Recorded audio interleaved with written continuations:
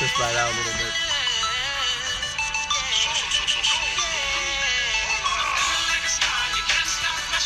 Welcome to Post Movie Dudes Han Solo Star Wars Spectacular Special. That's right. Disney has granted us a Star Wars movie not in December, but in May. So, here we go. We just saw it. Opening night. Oh, that's right. It's Thursday. I know. Yeah. Copyright. You're very copyright strike. Yeah, you want to lead, Daniel? Well, I feel a lot better leaving this movie than I did The Last Jedi. I feel way better at this than I thought it was going to. Honestly, yeah. I understand why they made this movie now. After seeing comparing it to The Last Jedi. It felt like actually more soul. Like, it felt like it tried to do a thing. Daniel, like what you said before the movie, that if it felt like a 70s Western almost. Like, yeah. Like it's not a 50s or 60s. It's more 70s scummy Western heist movie. They went that direction, and it felt a lot better than it would have if they tried to make it like a modern movie. There's some parts that felt a little too modern, but I feel way better. I was honestly, like, the way you guys felt after Last Jedi is the way I felt going into this. I was so scared. Yeah. Like, I really, I thought it was really, really good. Like, yeah, like the modern parts you complain about were literally the only parts that they took from The Last Jedi. Yeah. That's what because the things they took from The Last Jedi felt so out of place. Well, like, what is it, like robot? No, it's the general, like, theme of, like, the ultra-rich and, like, the criminal side. Yeah. Like, the stupid 30s, like, silver and gold, black and gold look. Yeah. Yeah. Which they took from The Last Jedi is in this. Yeah. And it just looks so out of place. Yeah, honestly, I liked it, because it felt like we were grimy. Even the opening scene at Corellia, I thought was okay. One of the things I'm really happy about that I was yelling about before the movie is there was a lot of aliens in this. And, yeah, like the whole 6-armed guy, he was top notch. Oh, that was good. Even like the weird thing at the beginning. I like that. I want more aliens, and I got that in this. Mm-hmm. I like it. I felt like it was contained. Like it was a contained movie. Like, you know, we have we circled around. Yeah. And there's not any loose ends for the most part. Except for the one. Okay, what? Which Except one? for the one big thing. Well, yeah, because there's got to set up sit for... in the middle. Alright, sit in the middle. No. Alright, well... Keep the thing going. Keep the meme alive. I liked it. Like, it was really good. I would say probably we'll go into scores later, but... Yeah. Well, okay, so... The beginning for me made me really nervous, because that's probably what they kept from the original directors. Because it felt like a kid's show at the very beginning. Like, it was, like, you had, like, Charles Dickens' Orphans. Yeah. You had, like, kind of wacky, like, slapstick kind of stuff. Yeah. Yeah. And, like, really weird, like, acting and, like, kind of stale acting. Like, it felt like a TV show. Yeah. Type, like, acting and lines. I get that. But then, like, once they started, like, getting into, like, once they got off Corellia and they started, like, doing... Yeah. You guys could probably guess, like, what my favorite scene in the film was. What's that? It was the war scene. Yeah, actually, just like the front lines of an Imperial War. I like it. It just like jumps. It felt well done, and it was actually troopers didn't bother me as much as I thought they were gonna. Yeah. I kind of liked the look of it. It felt like more minimum, like it felt like infantry rather than like the stormtroopers. I liked that the stormtroopers, for the first time in a while, it felt like the administrative, like, branch of the Empire. Yeah, we actually saw, like, the Empire. Yeah, like, in use. just doing their stuff. Even the little propaganda on Corellia, I liked. actually really enjoyed The Imperial March playing in the background. Yeah. What is it? I like that stuff. Yeah, they worked really hard in this movie, I feel, to make it, like, in the Star Wars universe. Yeah. Like... Which is something we're all concerned about, I think. It's like, it was just gonna be... I feel like... Yeah, this is a good execution, and this is what Kennedy's like. I wish this is what Kennedy was trying to do with all the movies. Yeah. I feel like this is what they want to do with Last Jedi, and what I mean by that is be its own self-contained story and stuff. But it fell apart because they tried to subvert your expectations too much and stuff. But like with this, I felt like there wasn't really one character I didn't like except for the droid. But but the droid is treated well. Like, is actually very minimal. And even then, like, everyone else reacted like the way we would react to it, just like fucking droid. You know what I mean? Like, yeah, it's like it's okay. Almost the way we treat vegetarians and like stuff. You know what I mean? Like, this felt like a good EU book. Like it had everything that a good EU book has. Like it has connections, but like loose connections. Yeah. It has like maybe like one main guy, like one main story guy from Star Wars, and then with new people. Yeah. We should probably address what both of our most feared aspect of the movie, most feared aspect, Quora. She was done very well, I felt. I thought it was the best execution of her you could have had. Yeah. I felt like it was... I hate Amelia Clark. I feel like she ruins everything she's in. But she didn't... I thought she was well put together in this. They kept away from, like, the... strong... overly fakely strong, like the feminist. She wasn't the sweetie feminist I thought she was gonna be. Yeah, like there's no Mary Sue in this movie. Yeah, I liked that I felt like she was stronger in this limited role than she has been in Game of Thrones as Daenerys. Yeah, she had a set designed set of skills. Yeah, like there wasn't like she wasn't like everything. She had her place in the squad. Yeah. And she played like everyone. They did a good job of having everyone have a slot. Like there isn't a Ray that just encompasses the entire like heist team. Yeah. There's split characters with different skills, and they're good at some things and they're bad at some things. Yeah, I was happy it was more an action heist rather than like a spy heist. You know what I mean? Like, I felt like it would have been. You don't know the difference I'm talking about. Like, it felt more rushed, like let's get this done, rather than like almost it felt like almost a hash and slash as a video game rather than like a dungeon crawler. You know what I mean? Like, yeah, they could have really got bogged down in the characters. They could have really got bogged down in Solo himself. Yeah. Like they could have like just developed like everything. But no, they stayed focused on the plot and the action of the single movie instead of trying to develop Han Solo into Han Solo. And actually, by the end of it, I bought into him. Yeah, in the beginning, I felt like, he's not good. But then, like, there's some subtle parts that he does that is like, okay, that's Han Solo. Yeah. But you still kind of feel like it's not. It's not Harrison Ford the entire movie. Yeah. You kind of buy that it's like a very young, like Han Solo character. Yeah. I thought he was okay, and I like that, like you said, like he wasn't our primary. He was almost secondary to all the plot. Everything moved around him. Yeah. Which I felt was like the best way to go around it, because like he's supposed to be this lowbrow like smuggler type. Yeah, like he's not supposed to be like involved in major stuff, if that makes sense. Woody Harrelson, I thought was actually okay. They limited him to this part. Like, he wasn't, like, overly, like, I'm your uncle now. I'm going to teach you all the tricks of the trade, Han. He could easily become, the fucking green guy, or blue guy from, Guardians. You know what I mean? Like, yeah, he could have been, like, overly, like... deity. Yeah. And, actually, like, they had some good small twists and stuff that I liked at the end. It was executed well. It wasn't perfect, but I felt like, okay... This all made sense from a storytelling standpoint. Mm-hmm. Like they did subversion, but it made sense. Like you kind of left up in the air. Like you kind of wondering like what is gonna happen. Like you knew like it's not gonna be like the obvious subversion of The Last Jedi. Yeah. It's like the subtle. It's like some minor things, and it's not in your face. Yeah. I kind of like that we didn't focus on the villain, and I'm kind of happy we didn't have a true antagonist that was like throughout the movie.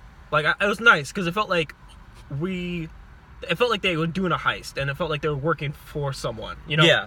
And I thought all the acting was actually okay. I was really scared about that angle stuff and story standpoint. There's some individual scenes where it's yeah. I felt like it could have been a lot worse in that regard. Actually, I think they made the right decision by switching to Ron Howard. I felt like...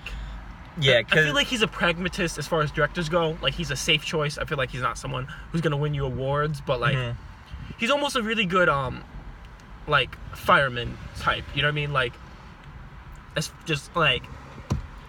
Like, he knows how to develop characters you like and put it in a story that makes sense and that something you're going to like. It's not groundbreaking, but it's going to be, like, it's going to work. Yeah, this is, like, why the character, like, this is why the critics... like, kind of gave it, like, almost middling reviews. Yeah. Is because it wasn't, like, so unique and spectacular as The Last Jedi. Yeah. But it makes a good Star Wars movie. Yeah, I feel like it is a really good Star Wars movie. And I'm actually okay seeing a sequel with this, not this whole cast, but some of the characters and, you know, being involved in stuff. Yeah, honestly, I think, like, the only people they're probably going to bring is Quora and then Han Solo and Chewbacca. Yeah.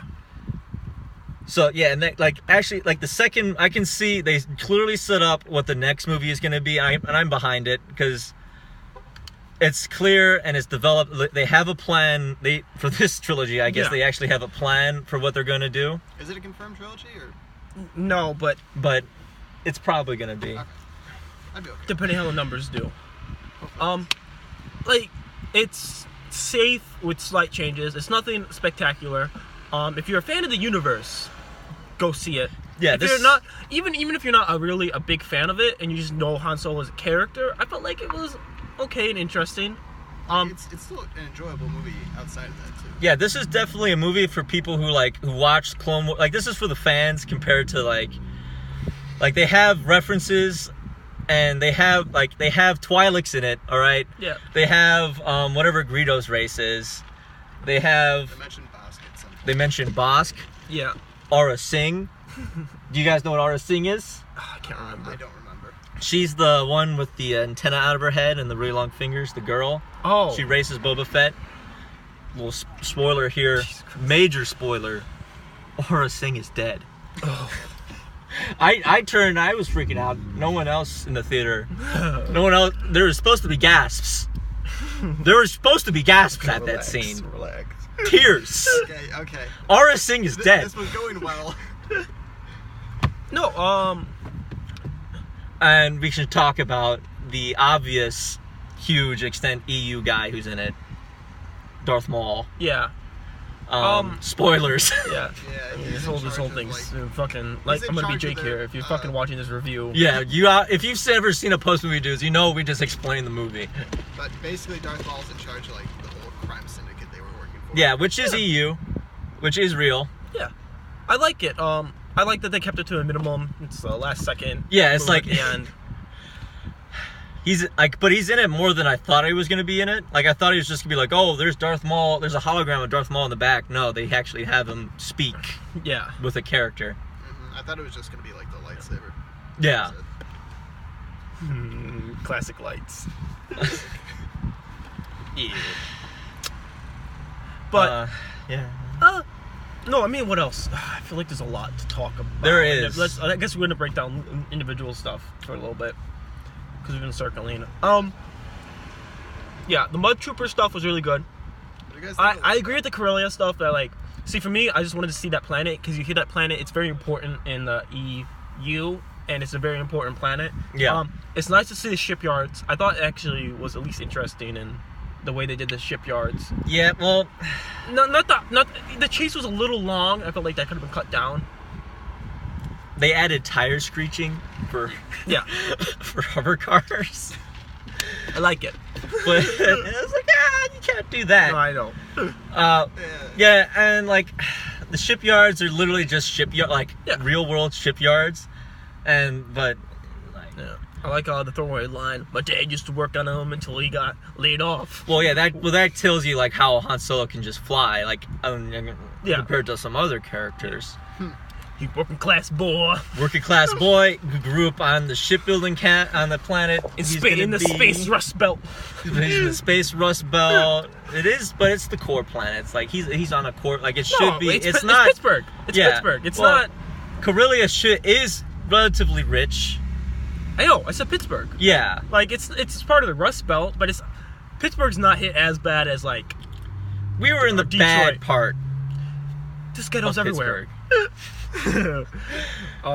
That scene, I feel like the lighting in the beginning scene was too dark. I felt like they could have lit it up a little bit. I get why they did it, obviously, but like it was hard to see. Yeah. And yeah, I'm happy our boy didn't end up with her at the end. Yeah, like she doesn't die, which amazed me. I was like, I thought she was gonna die, but they did like an interesting thing with her. Yeah. Which probably sets up for other movies. Yeah. So like I'm actually really nervous about the second one because it might get crazy. She was okay in this because she felt like I'm not trying to be that person, but she felt like what a woman in her circumstances would be like. Yeah, like she's like actually a criminal. Yeah. Like she's not like Han Solo criminal, like, oh, I'm actually a good guy. Like, no, she's like actually committed to being a criminal. What was next? We did Mud Troopers. All the stuff in the snow. I thought it was okay. It was a little bonding and stuff. I was actually surprised they just murdered like the entire quirky squad. Yeah. Like I thought we were gonna have Thandie. What's her last name? Thandie Newton. We thought we were gonna have her quirky like strong woman the entire movie. Mm-hmm. But no, they kill her and the cool alien guy. Yeah. That was good. What was after that? On the yacht. I liked that we finally got a different style of ship. For the first time in a while. Because ship like, design. Was it? No. Again, I'm gonna go with you on that. I've been watching a lot of EU videos on ship design recently. See? And a lot of it isn't great, but at least there's an idea there, and at least they do shit. So it's nice to see stuff that isn't just a shape or just the same with like, a color scheme difference. So we like the party they go to. It's like the Last Jedi, stupid 30s, like 20s, like 40, like kind of like casino garb is there, and it's just so out of place. Yeah. But I did like the party overall, like the criminals, and then you have like Imperial guys there. Yeah, no, it felt like that stuff. But no, like you said, like I feel like the planet we were on was too outer rim to be that upper class in style. You know what I mean? Where'd they go? I kind of felt like that was just like his his court, his party, that he just brings around. I liked him. I enjoyed it. I liked him a lot. I felt like I like mobster characters. I think they're an American classic as far as it goes. No, you know what I mean? Like like they're good. They're good as like villains. They're good as anti-heroes. They're good at protags. Like I feel like it's a classic, and so it felt like I liked that he felt like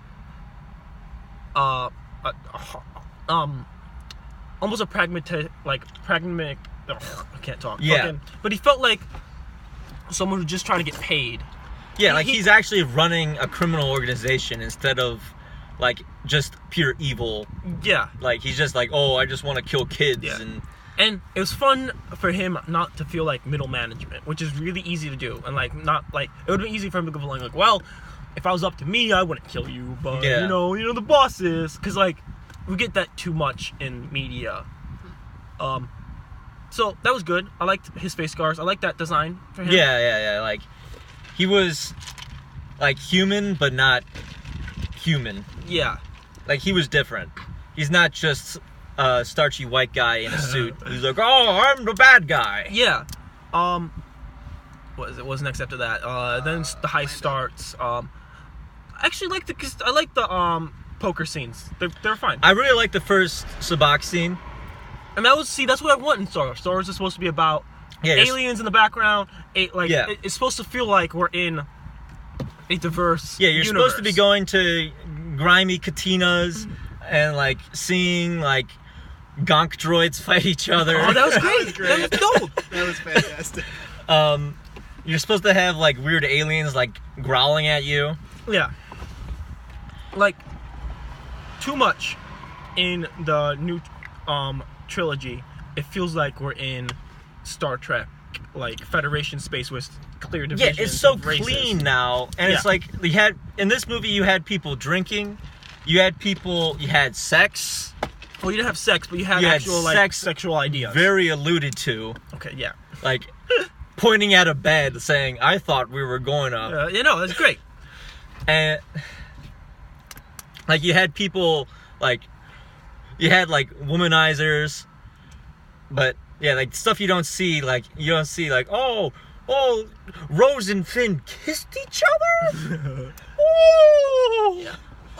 People Okay, this is gonna be a weird complaint.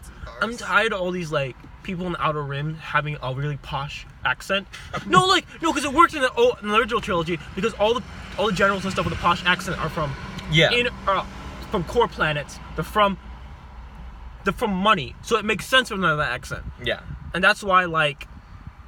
Again, look at it like Grandma Tarkin. Tarkin's like mid-rim. I know, but his planet is like a rough planet. You could even think about it as like a Littlefinger style, where like he acts above like his level with accents and stuff. Where I felt like I'm not saying like she should have changed the accent to be like completely like fucking Cockney or some bullshit like that, but like she could have trashed it up a little bit in the beginning scenes and then had her. You know what I mean? When she gets into the honestly, I liked her look at the beginning. Like she looked like a street prostitute. Like a space street prostitute. Oh, what, in the first scene? Yeah, like the first scene she's in. Like with like the fur coat and there's a lot of fur in this I actually liked. Yeah, I liked the design of the smugglers and stuff. And I felt like what I liked about it is when they're in the snow, they're wearing fur. It's obnoxious amounts of clothes, but it's not too much that it's like, okay, we don't need this much. But it's like, for example, in Game of Thrones, I feel like with the Night's Watch, they're wearing like no clothes. Like they're dressed for like a fucking 45-degree like Chicago evening. Yeah. Not like fucking Alaska. Yeah, and you had guys in the background wearing like the 70s like astronaut like stuff that you saw in like the first Katina scene in New Hope. Like you had people dressed like it felt like Rogue One, like the dress, like costumes, and like Lando costume design. He is different. I liked it. Oh, he looks. Me and John were making fun of his cape Florida. The Hawaiian shirt. I saw that. I was like, I love that. And then I was like, oh, he's wearing it. Great. I was like, that was good. I didn't think we were gonna get it. I was like, I actually Donald Glover is good in this. I like him in a lot of stuff. I kind of like his range as an actor. I feel like he has. I think sometimes something I'm mad about with our current generation of actors is they always get pigeonholed into one art style. So it's great that he's able to play like a drama like in Atlanta and he's able to do this. Yeah. He's able to do I'm gonna guess Miles Morales in Spider-Man. That's my guess. I don't know if that's official. Don't fucking kill me. But like like he really worked on his Billy D impression. Yes. Like it was really like, okay, like he talked like Lando the entire movie. Like it wasn't Donald Glover, he was talking like Lando. I liked it. He felt like him. And the Hans thing was, Hans was kind of funny. Han. Yeah, It's a nice throwaway joke. A little nod to the old pronunciation mistakes. I like Billy D. Williams, and I hope he shows up in the next movie. Yeah, like... Because I feel like he's got screwed. Yeah, like... I feel like he should have had more work in his life. I feel like he was really suave in Empire. Like, he's just so identifiable with Star Wars. It doesn't make sense why they're not including him at all. Because they gotta rest it all on Carrie Fisher. Carrie Fisher and Rip. And the cheap prosthetic aliens they can afford. Yeah, I liked it. CGI wasn't that much. Yeah, like the effects were pretty good. The only CGI that I like noticed was they actually CGI'd Quora fighting with the sword at the end. Like I was like, oh, you had to CG. Oh, okay, Emilia Clarke, you couldn't do the choreography for that. You had to get CGI'd. Too good for it. That was good. Yeah, I felt like I'm happy to watch in IMAX. It wasn't. Oh yeah, the 3D. Great, but it was good. Yeah. It was fun. Well, because I usually try to watch the Star Wars movies in 3D at least once, because the space scenes in 3D are really good, but you actually don't spend a lot of time in space in this movie. I was happy with that. I like that we were more planetary, because it made sense that they just use space for travel. It's not... Yeah, like they actually... Like, secondary. Yeah, Kessel Run was fun. I'm happy he did it in the way he did. some of it was a little, kooky. Yeah, it got a little like it felt like an EU like Clone Wars like maybe almost. We're gonna put this thing in the fusion drive and maybe it'll work. I was okay with that portion of it. I don't think we need the giant squid. Yeah, the giant is very Lovecraftian. I thought it was fun. Yeah. No, that was really good. I'm happy the robot died in the way it did. Yeah, I was like, oh my god, they just killed the robot. Like, just started the. Because I wouldn't want her, and I think she overstayed her welcome for me, by 10 minutes. It was a little too much. She just complicated the entire job by starting a rebellion. Kind of not. But she made the distraction because they just started shooting. Yeah. It does make sense. All right, so they put her in Millennium Falcon's computer, which I'm all right with because the Millennium Falcon's computer is actually supposed to be spunky and quirky. Yeah. Because it R2-D2 in it have a freak out. In one of them, I don't remember if it was Empire or A New Hope. I think it's Empire. It's probably Empire because you spend the most time. They're trying to fix Actually, no, it wouldn't have been Empire because it's A New Hope because he wouldn't have been on it. Yeah, because he's trying to fix the hyperdrive. No, it's the very end of Empire. No, it's A New Hope. It's A New Hope because it's the one they're trying to fix the hyperdrive. Because they're trying to fix No, because they sabotaged it at Cloud City. Did they? Yeah. What? No, but he wasn't on the Falcon until. No, he wasn't on the Falcon until the very, very end. No, but then there was no scene because they cut away after. Yeah, I think it might be actually the end. After Luke's picked up, they fly off. We can look at it later. We'll look at the scene later. But R2-D2 does have a spunky conversation with the Millennium Falcon computer, which makes sense considering they put the spunky astromech droid into the computer. So I don't. What is it? I don't know how I feel about Han being able to speak Wookiee. And the way they did. A little. I liked that they said, I know a little. Yeah. And that he was clearly bad at it. Yeah. Compared to another character from another Star Wars films, which. Oh yeah, okay. Rey speaks perfect. But don't worry about it. And Jakku, what? Wookiees every day. It's fine. And I feel like another movie not done by Howard would have over-explained it. There's some bullshit like that. Or they would have had a running gag where it's he keeps speaking to Wookiee and you see the subtitles and he makes small mistakes and it's ha ha ha. So I was happy they limited it to the one or two conversations. I mean, it makes sense at that point he had to do it there because he's trying to not get overheard, I guess. Yeah, well, Chewbacca was really done well in this movie. Yeah, he felt like the heavy. Yeah, the introduction of him was really nice, how he's treated by the Imperials. Confirmed, we got our Star Wars Christmas special prequel when he's trying to find his family. Yep. Or tribe. I'm gonna say Chewbacca each time. It's not the EU Kessel spice mine slavery. It's something different. It makes sense in the movie. Yeah. You don't have to explain that though. I feel like sometimes we over-explain, especially in this series. That's probably one of the problems with the prequel movies. Is a lot of over-explaining and shit. So it's nice that you just showed us. It's not like Chewbacca sits Han Solo down saying, "I have a life debt to you now. Yeah. This is a Wookiee tradition." Yeah. It's I'm just gonna stick with this guy because he saved my life. Yeah. The design for the Wookiees was just a little weird. The other ones they look a little too. They didn't have enough hair. They looked just like cavemen. Yeah. Which was weird. They looked like the Geico cavemen. It was a little weird. But... They all looked so different from any other Wookiee we've seen. Yeah. It was a little weird. It looked. No, it's because Chewbacca has a beard. I guess you could argue because they were enforced slavery. They were probably and they're the young ones. I guess maybe that's what young Wookiees look like. I don't know. It's not really important. They just look kind of weird. Yeah.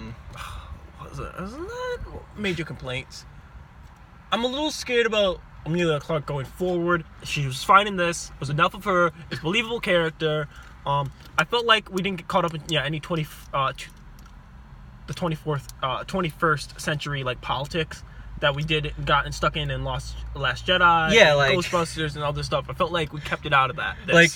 All right, so like the scene that really shows this is that Quora doesn't know how to fly the Millennium Falcon, and Chewbacca takes her seat. Yeah. Like she doesn't know how to do something. Yeah. And it's shown.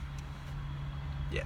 No, and it felt like someone who got out of there. It felt like she got off planet for being pretty and like almost in like a medieval king standpoint, where like you have women in the court from like local peasant families that were just there because they were good looking women. Like it's a realistic thing that happened. She's kind of like sense. trapped as like his I want to say concubine because they like never concubine. Yeah. Like kind of. Yeah. And you know, and they allude to stuff like that. Mm-hmm. But And they kind of kept like the scene where he comes on to Quora, like when Han Solo does his like flirting with Quora on the Millennium Falcon. It felt like the Empire scene where like she says like no, and then he's like, but come on, yeah. Like I was surprised they went that way, but I was like, it makes sense. Like it's still Han Solo. You can't change the fact that he's a womanizer. Yeah. That was good. I like that we got more of the Falcon than just the 2 sets you had in the original, or the 3. You know what I mean? Like, because in what we have the cockpit, you have the general room, and then you have a hallway in Empires when you get the hallway. Yeah. So it's nice to see more of the ship. I kept laughing because Daniel a while ago said that spice isn't spice, it's mud. And so he's just always filling up the He just filled, that's how it gets so dirty. It's just filled up with mud. Yeah. But yeah, all right. So to take care of that criticism of how the Millennium Falcon gets so beat up in between this movie and this, they thoroughly wreck the new Millennium Falcon in this. Like Lando very takes care of his ship, while Han kind of pushes his ship to the limit. Yeah, sustainable. So you can understand how it looks like it's aged 80 years in between this movie and that. Yeah. He felt like a smuggler. Like he felt like throughout Star Wars, I always feel like Han as a character has bad luck. Like he's improviser and stuff like that. So it's nice to feel like things didn't always go their way, which is something which is part of the problem with Star Wars, because throughout the Force, kind of just like always pushes the plot at once in universe. It makes sense. That's what I was gonna talk like. The Force isn't tacked onto this movie. Mm-hmm. There is. Honestly, I don't think there's a single mention of the Force. No. Like the only Darth Maul uses the Force once, but that's it. Like that makes sense, though. Yeah. They don't do the Rogue One stupid thing where it's like, I have a Kyber crystal and I pray to the Force. Yeah. Like, no, these people don't know about the Force and they don't care about it. Yeah. They're just trying to make money. Yeah. And then you have the Crusading Marauders. Honestly, it's probably because they have to not introduce the Force because Han Solo doesn't know about the Force. Yeah. But it's still nice that they didn't have... That means it won't be in the next movie either. Yeah, it's still nice. Well, there's a lot of things that... The good things are about this movie is that they have to do it because in order to fit in the canon, they have to do it. Yeah. That was good. No, I can't really think of a scene or anything I didn't like. At the end, it was fun. I like standoffs. I think they're fun. Yeah, they did a nice little fuck you to George Lucas. They had Han Solo shoot, and they actually. I was also impressed with they actually murder people. Yeah, there's actual like gore, almost. It's insinuated that Chewbacca eats people. Chewbacca eats people. Chewbacca is the Wookiee legend. The arms off? There's arms ripped off, and you see the arms. Yeah. People are killed. People die. I felt like also this movie could have been marvelized as far as like being too quippy. I felt like the quips only kept Han, which is part of his snarky character, rather than like Evelyn being like. Yeah, honestly, they're not even like they're not. They're like sarcastic lines that Han Solo would say. Yeah. They're not like quips. They're not like stupid references or anything. Yeah. Like the references that are made, Aurra Sing, Bosk, they make sense because they're people they're mercenaries talking about other mercenaries they interact with or hire. See, I love not not that I'm a big reader of the EU, but I like the crime syndicates. I like that Star Wars space is wild. It's not like organized. Like again, I talk about Star Trek, but you have to compare the two. Mm-hmm. Star Trek is much more organized with small things. Yeah. It feels like even they're in the heart of the Republic. It's a lot of corruption. It's a lot of there's hut space. Like there's places that aren't controlled by the Republic or the Empire throughout. So it's nice that we're dealing with like these crime syndicates that are affiliated with. Yeah, like these crime syndicates are supposed to be very powerful and very large. Yeah, I'm happy they didn't, for the most part, didn't push the rebellion stuff too much. Yeah, at the end, I felt like it was more just done for the plot and was an easy way to go about it. Yeah, that was probably one of the roughest scenes. Was like the whole reveal. Yeah. I was like, all right. Like when I saw like the bad guy. All right, so like the people they're fighting against, like the Marauders. That the leader of the Marauder was obviously like smaller than everyone else and was kind of like they weren't like they were making a point to show like not to show like anything about him. Yeah. I was like, all right, so it's probably like a woman or something. Yeah. But they did. I don't know how they're gonna find a more diverse person after this with the black ginger. Oh my god! They're like, I've only ever seen one, and that was it was a black player in the tournament 2 years ago for South Carolina. Yeah, he was a mess. Like they had a black ginger with freckles and everything. Yeah, I was like, oh god. All right. Okay. And she fills like 5 different quotas. Yeah, I was like, all right, well, you can't do this anymore. Like, all right, if you do this again, it's gonna. I'm happy they limited her performance for the most part. Yeah, there isn't like Han Solo doesn't support like the rebellion or like actively like fight the Empire in this until like the very end. Like he makes a choice that like wouldn't make sense, kind of. It makes sense that a young Han Solo would make this choice, I feel. Yeah. To give away the riches. No, he's almost it's a, like the old stereotype, the whore with like a heart of gold. He's the male equivalent of that to an extent. Like he's involved in all the crime stuff, but he's still a good guy. A heart of gold. Like he's like at this point he's naive. Like he's supposed to. He thinks he's a good guy. Like he doesn't. He's trying to say like he's still a good guy. He's not kind of like the jaded smuggler we saw in A New Hope yet. Yeah. Which I hope we get down to that line. That's one of the things I liked about like Batfleck, for example, is that like he felt like a jaded, old, grizzled Batman. I hope we get to the grizzled Han Solo down the line. I do like that fucking Emilia Clarke. I can't remember her character's name because Cora, whatever. I felt like she did it partially because at the end she like killed Humessa. She killed but I felt like she did it a little bit for Han, but mostly for her to accumulate power and make the big move. But making Han think she did it for him to an extent. I don't know. I think she was because I think they were all together, but at the end was just when she switched. Yeah. Because she didn't really know like there was gonna be the whole stuff that happens at the end. So like she just thought like it was just gonna be a normal job. Yeah. But at the end she's like, all right, I can spin this my way. Yeah. Maybe Han will stay, but Han's probably just gonna go away because I know him. Yeah. No, and I'm looking forward to that relationship getting fractured over time if it's done well. And it's like, see, what we should have got in Last Jedi is Rey and Kylo going together at the end of Last Jedi and have it, and see, that would really subvert like some fucking that would really change our expectations. That would really like if those two would have ended up trying to fix the Empire from the inside or some bullshit like that. Yeah, like Quora is an infinitely better character than Rey. Yeah, and like, I did not think I was gonna say that. Honestly, no, me either. Like I thought, like, oh, she's just gonna be like, oh, like the super smuggler. Like, no, she's a realistic character. She's realistic. If she gave this performance in Game of Thrones, not this character, but like this level of like nuance and like complex motivations and shit in Game of Thrones, I would like Daenerys a million times more. Yeah. It's so again, maybe I'm hating Emilia Clarke too much. And like my life. So maybe it's not her. Maybe it's just like actually writing and stuff. Well, yeah, it's just the problem of Daenerys herself.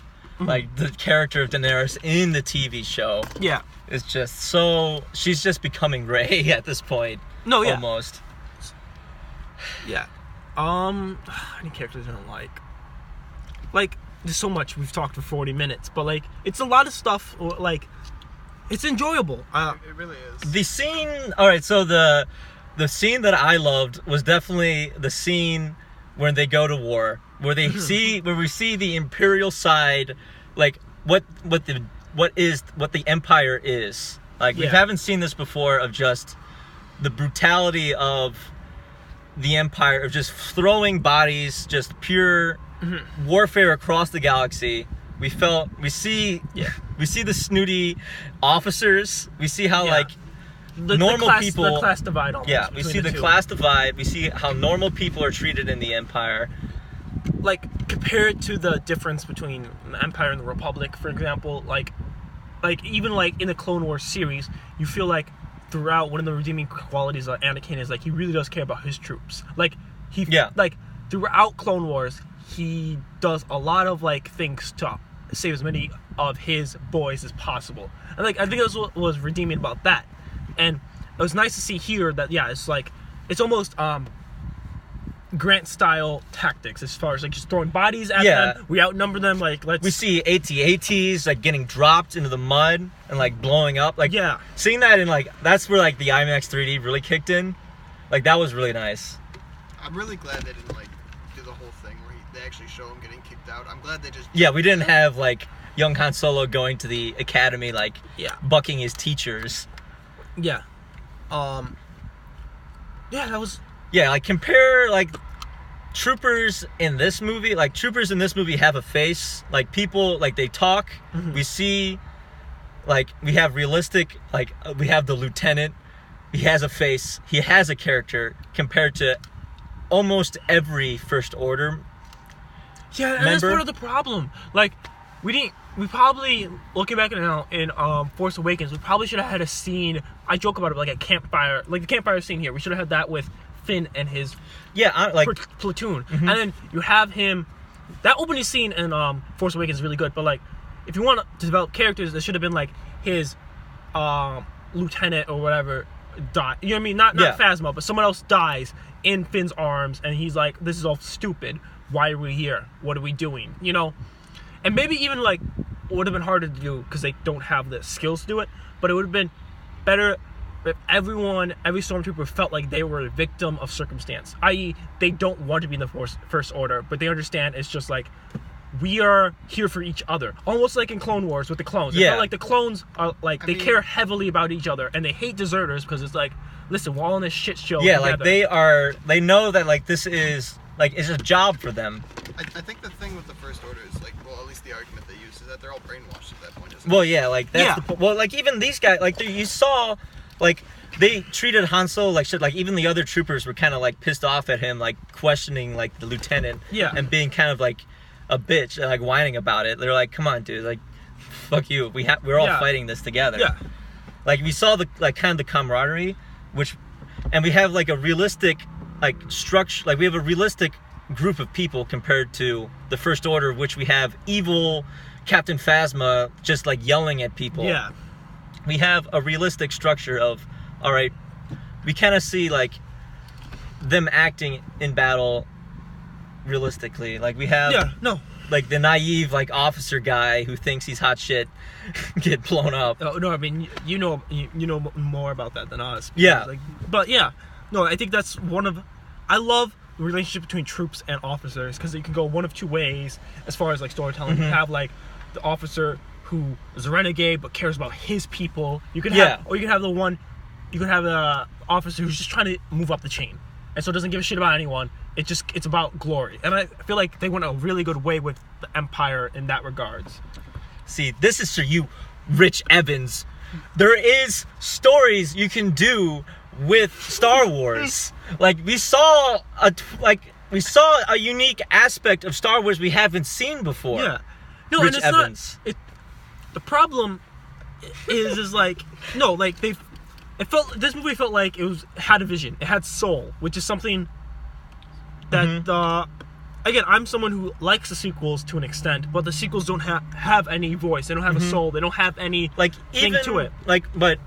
Even if you look at this movie it doesn't have soul. It's just a solo movie. It's packaged. You can look at it. It's taking stuff from Star Wars, which definitely has soul, the extended universe stuff they take, and just the general stuff they take from the original trilogy, which definitely has weight to it and development to it that people have thought about and put care into making. There's Twi'leks you see in the background. It's Star Wars. I was happy. It felt like a Lucas project as far as aliens went. I mean that is a lot of them were either puppets, a lot of them were makeup, and a lot of it wasn't just humanoid creatures with a funny face. Something you want to see in the sequel is the alien with 6 eyes. Yeah. And he's cheating at a card game. But no, I like that it wasn't a big thing, because a lot of movies would have made it people cheating, we gotta kick them out. Whereas everyone's do what you gotta do. These guys are scummy guys. The aliens in this movie were really good. They talked. They just didn't make they weren't just animals that just made noises. Yeah. They were there, they had jobs, you could see their jobs, and they made sense as a character, not just a guy in the desert walking around with eyes. Also, I like this. I love this slave and imprisonment theme and story way more than the stuff in Last Jedi.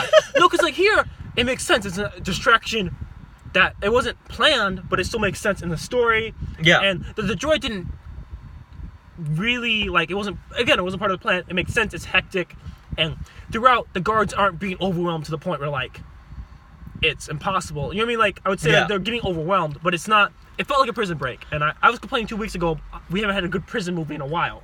And we've had 2 decent prison scenes for the most part in the last 2 movies. Slavery in this movie, is slavery compared to the little kids being forced on the rabbit farm, which is in the No, this felt like imperial style. It wasn't. They weren't even associated with the this Empire. Yeah, but the Spice Mines of Kessel, we saw them. We saw Spice. I liked it. Okay, just give me this. Dune. I saw the Dune references. Spice is cinnamon. It's supposed to be cinnamon, it's supposed to be orange, and that's what we saw in the Spice Mines. We saw a guy that he could, honestly, it felt like a lot was borrowed from Dune. We had kind of the tribal stuff on the desert planet they go to. Mm-hmm. We saw the Spice Mines, which is spice is supposed to be the biggest drug in the entire galaxy. Yeah. And it's supposed to be, mess you up, which we saw in, the foreman. He looks like he's straight out of Dune, kind of Space Guild guy. Yeah. Spice is coming out of a mask. I like that we had designs, because one of the best aliens in the prequels is the jelly one, because it's a pressure suit. Mm-hmm. That's what you learn in the EU and stuff. Yeah. And that's something that you don't get in the sequels. And so I'm happy that the alien species. I'm happy they didn't get subtitles. I'm happy they didn't just speak basic. I'm happy that they had their own fucking voice. Yeah. The Techno Guild was the guy with the. No, that's where. Yeah, it's the Techno Guild. Goggles. Or the Techno Union. Techno Union. Yeah. No, yeah, the whole suit.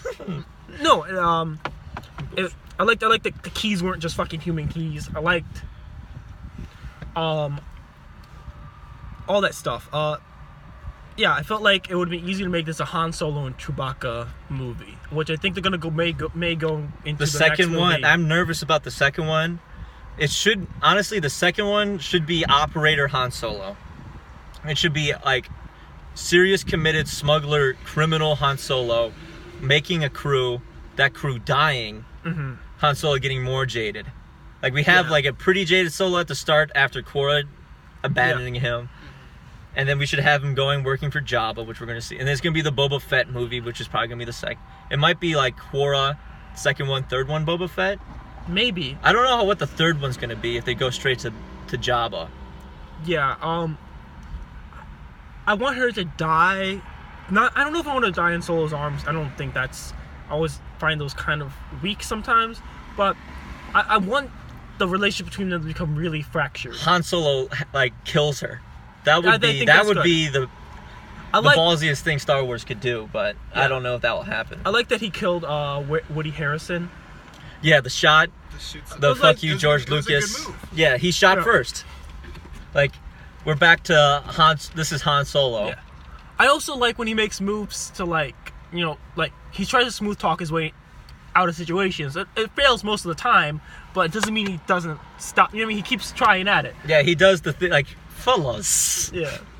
I got an idea. That was good. That was good. That sets up Lando. Like, Lando is scum too. Like, he will lead. Like, Lando will sell out Han Solo. No, and that's why I love the relationship between the two characters, because like they're not. Everyone like talks about how they're friends in the EU and stuff, but I kind of like this relationship where like they're loose allies and at most like respected acquaintances. Yeah. And so you can build the friendship up throughout time, but you feel like they would backstab each other. Like, you have to have the friendship weak enough where Lando would sell Han Solo to Darth Vader. Yeah. No, I feel like that was all really good for 51 minutes. Okay, I just have to do. There's one thing we have to compare this movie to Rogue One. I think they're two different movies, and I like this. I like Rogue of the prequel stuff. And right now, for me, it goes. Sequel stuff. Probably it goes Solo for me, Rogue One, Force Awakens, and then Last Jedi. And I'm gonna guess those are probably similar lists for you too. Yeah, I felt Rogue One just got so obsessed, so bogged down with tying itself to the main trilogy, where this movie, like, it's set itself far enough away where it could do its own story with its own characters. Well, to an extent, like that movie exists because of one line from the original trilogy. Like, but they couldn't. Its whole purpose is to set up the trilogy.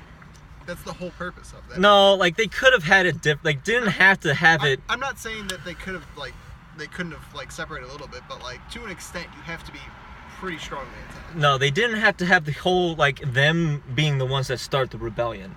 Okay. Like they made it so large. I get what you're saying. Where it took away from the development of Urso and like the engineers making the Death Star. But we got one of our great lines from that scene. Someone just yells, "What is she proposing?" Yeah, and we actually got to see what's his name? Bale. We actually got to see Bale again. Fucking Jimmy Smits or whatever. Yeah. We got to see Bail Organa, so we got at least to have. Why doesn't he get more work? Maybe it's because he's so big. He's like fucking 6'2" or 6'3". Yeah, it's really big in Hollywood. There's some scenes where Solo in this was felt really short with Harrison at some angles, but sometimes it felt like they were the same height, and I was like, there's a little stuff that I feel like a more autistic director would have cared about, but because it's Ron Howard, he's fucking, it's bullshit. We don't care. No one cares. That's smart. You know what I mean? I feel like if we get a Zack Snyder or someone like that, who's everything. Every shot for Han Solo would be from a down angle. He'd be wearing lifts. He'd be walking weird, like Robert Downey Jr. in Infinity War, with a weird stilt walk. But no, he doesn't look like Han Solo. There are a few points where he kind of looks like Han Solo. Yeah. They did a better job with the hair than I thought they were. The picture, okay, 4chan, the picture, it's not that noticeable. The hairline? The hairline. He does do some Han Solo hairstyles, and it's all right, that's Han Solo hairstyle, but it's not halfway up his head. Okay. The Doug Walker retreat. Or 4chan. I don't honestly, I don't know how 4chan's gonna react to this movie. Unironically, because they fanboy about everything, but this is meant for us. Yeah, this was meant us. This is the extended universe movie. Yeah, if you have above average knowledge of the fucking universe, you'll enjoy it. Mm-hmm. if you've ever seen an episode of the Clone Wars, yes, like this movie is made for is made in the same vein as those cartoons, which is really high praise in Star Wars because they spend a lot of time in making those tie into Star Wars, which is what they don't do for the new trilogy. That's the problem. That's the thing is like I said last time when we did a Star Wars movie, but like it felt like no one did in the fucking sequels. It felt like no one did anything for 30 years, which is a problem. Which is why like they should in fucking Force Awakens they should have like implemented more of the Republic and talk about how the fucking Resistance is just the Republic, like it's a de facto Republic. Republic Black Ops. Yeah, basically in First Order space. It's not because it's the Force Awakens, like the new ones. It's so they make everything so clean. Like they looked at like they looked at like what they saw in like Return of the Jedi, like the Rebellion, like they saw the uniforms for the Rebellion in the Return of the Jedi, and then they just copied that and they put it on everybody, and they added like they minimized it for everyone. Yeah, I mean, to an extent that somewhat makes sense because like it's part of the Republic now, as opposed to just like some. Yeah, no, I know, but it doesn't. They would have a standardized military. And it makes sense that like we've only seen people in starships, which is like starships are overly clean, but Star Wars starships are really supposed to be really dirty. They are. Like it's not. It feels like a live universe where again something like Star Trek is more. The only people who can afford to go in space is the governments of each faction. Yeah, where, like the in capital Star Wars, ships. Where Star Wars, it feels like a middle-class person can afford a starship that can go in its local planetary system, which is very, very different. Like, those are two. There's many ways to do space, and like that's why the crime syndicates and all that stuff matters. Yeah, and the problem with the new trilogy is that we're following the very top of the entire leadership structure for both sides. Like, in the original trilogy, they are doing their own thing separate from the entire rebellion. Right, and then by the time you get involved in that stuff with the Alliance, it's in Return of the Jedi, where at that point, these people have been the ones who've done everything to fucking make it work. And they're so that's But even then, it's not Han or Luke that leads the fucking main attack on fucking Death Star. They're literally on the shield generation. Yeah, like even in the prequels, like Obi-Wan and Anakin, they are high up, but they're all still part of a larger thing. Yeah. In the new ones, literally like Rey and Leia, the actions they make are the entire actions for the entire Resistance. Well, that's gonna be even more so in the next one because everyone died. Yeah, like literally, and now we're gonna have Kylo as Emperor, and everything he does is gonna be the actions of like his thoughts and his emotions are gonna be for the entire. Like, there's no wiggle room for him to like resist. If in a dream world, obviously the sequels would have had more politics, and they're not that they stay away from politics because of how panned the fucking prequels got. They're just so afraid. But again, the problem there was like we weren't inside enough. And that's why like the Clone Wars series is a really good series. I feel like it's one of the last projects that George Lucas really, really, really, really fucking cared about. Yeah, because this was hit because it's just like, all right, I can actually do what I wanted to do. You could tell the difference between the first season and it's the season 2. Lucas starts taking a2 role. Like season 2, 3. Because season 1 is more like pseudo EU stuff. It's more like it's like about the relationship between Ahsoka and Anakin. It's not. Yeah, it's like Cartoon Network wanted to make a Star Wars cartoon. Yeah, which it is. Where later on it feels like, okay, this is part of the canon. And it starts becoming a passion project for George Lucas. Yeah. I like when you point out the crystal skull. That's good. And do you like the Mandalorian armor in the background? Yeah. I did see that, And like the holocron. Yeah, there's a lot. Like there's... They gave a shit. Yeah, they gave a shit. Which, again, like, I kind of feel bad that this movie's probably not going to do as good as I know. needed. I was like, this is going to be... Because this is kind of the direction you should go because it's so passionate and people care about it. I would go see it again. I think I realized why this one is like, compared to the other ones, this one's been muted because they know, like, the people at Disney and like Kathleen Kennedy, they know that this movie is for like the Star Wars fans. It's not going to sell as well as like the... Which is fine if that's what you do with the storybooks, as I'm going to call them. Yeah. You know what I mean? Like the storybooks, the off-year ones, fine. Make them one-off stories or make them about building the grander universe. The problem, though, is you need to make sure that the fucking on-year movies have to still take place in that universe. They have to still have the same tone as the universe as a whole. And it's fine individual movies that have different tones. You don't have to be Marvel where everything has the same fucking tone. This has a very much a different tone than Rogue One. This has a different tone than the prequels. All these movies are allowed to have different tones. It's just they all need to fit into the box. Which hasn't happened. Like I can understand. You can make the big Star Wars, like the Star Wars movies, for a general audience, but you can't erase what Star Wars is, which is what The Last Jedi did. Yeah. God, can you imagine Solo with the same tone as Rogue One? It'd be bad. It's different. This felt scummy. This felt like, again, Outer Rim, where fucking Rogue One felt like almost a joke about a jihad movie. Like it felt like a resistance force. Yeah, it was very serious. This one had it honestly felt like an episode of the Clone Wars, but like it's not. I'm not saying it's like a TV show. No, but that's not a bad thing. But no, it has Clone Wars. The Clone Wars series is done really, really well. Yeah. People watching us, they probably see the Clone Wars. Let's be real here. Yeah, who knows? We're gonna have to do our full Star Wars breakdown, fucking in another episode. We'll fucking talk about it as a universe. The entire Star Wars universe, like the Alien universe. Fine. I think we're done here. Okay, let's talk about trailers. Nothing new, really. We walked in. We walked in at the end of Harry Potter. This is the first time I saw is this a new Alien and Wasp?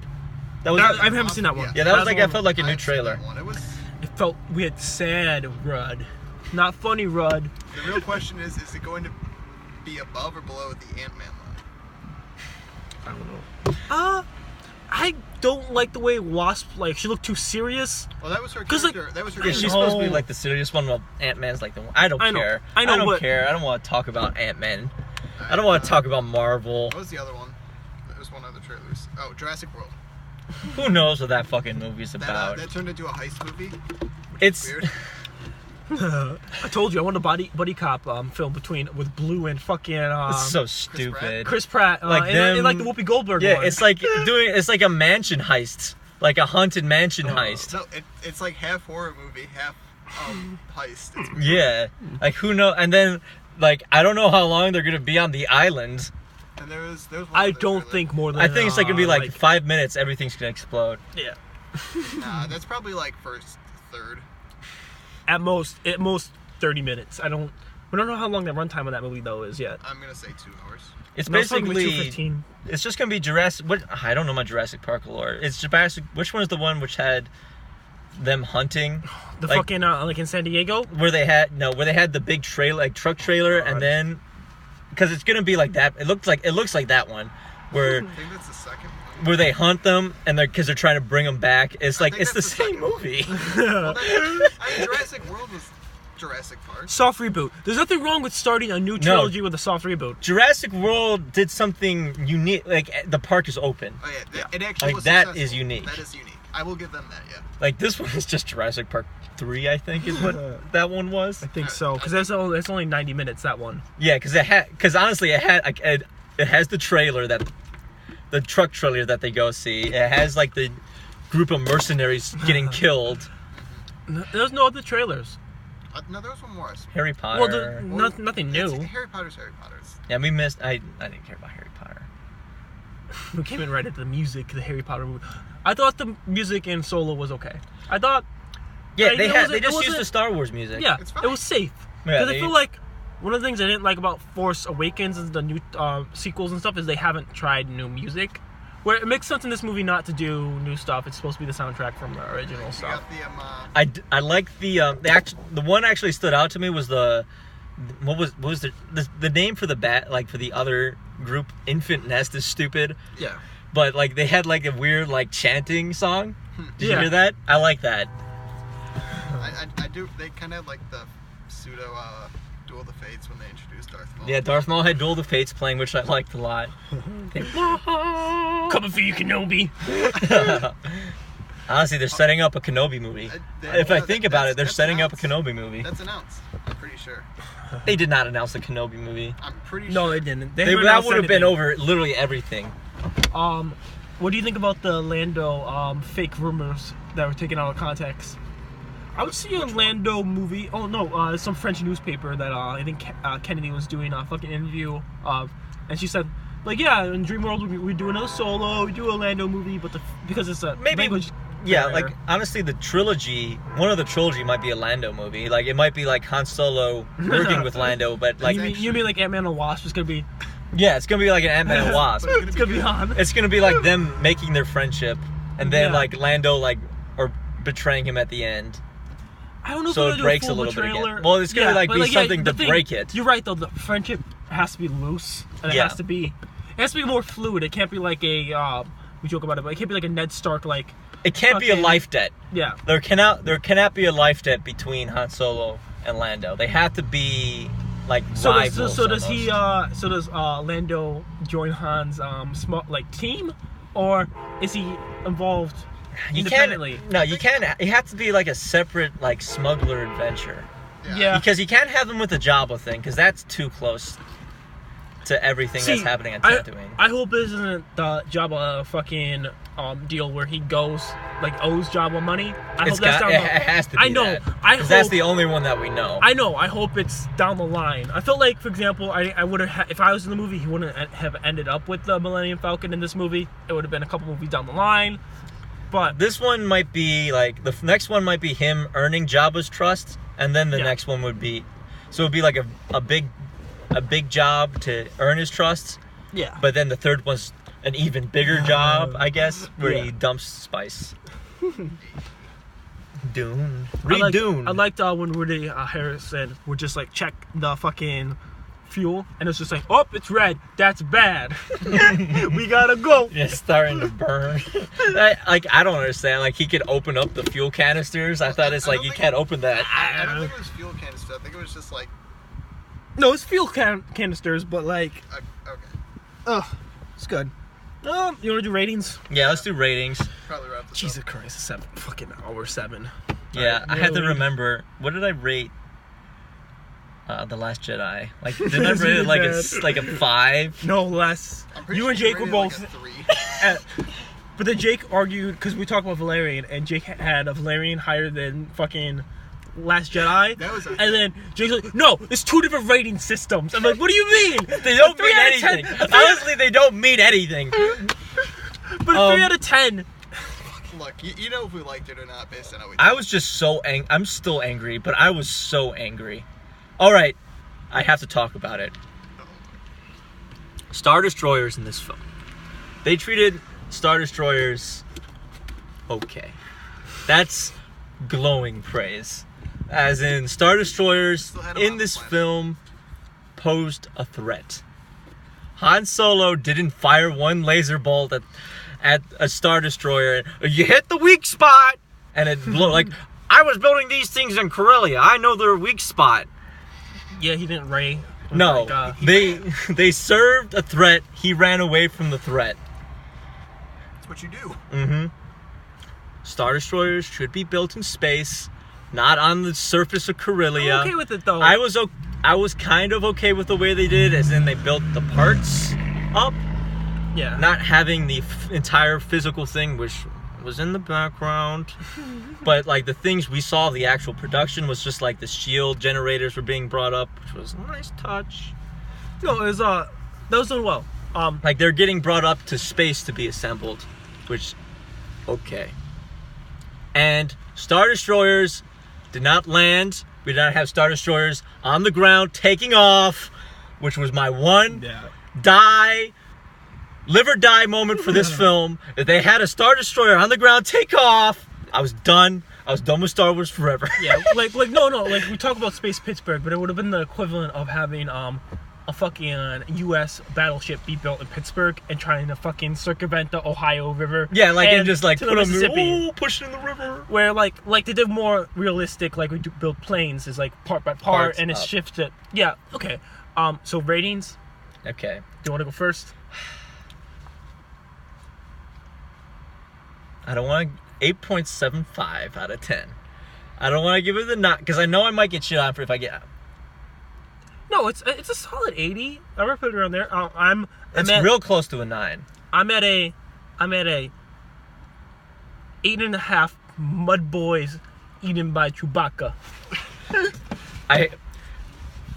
It's an 8.75 out of 10 Imperial rank plates, which they noticed and they gave credit to in the film. The Imperial rank system was used. I'm gonna go. I really enjoyed this movie. I'm gonna give it a 9. Lando Hawaiian cape. Oh, those are good. This cape game. I'm happy that they make cape jokes. They had a whole closet. It was good. Yeah. And I was like, okay, see, that's a character trait. That's small. It's funny. It's not like a. Look how eccentric it is. They kept it where Lando has his own style, but it still makes sense in the universe. I joked about the yellow looking like a fucking.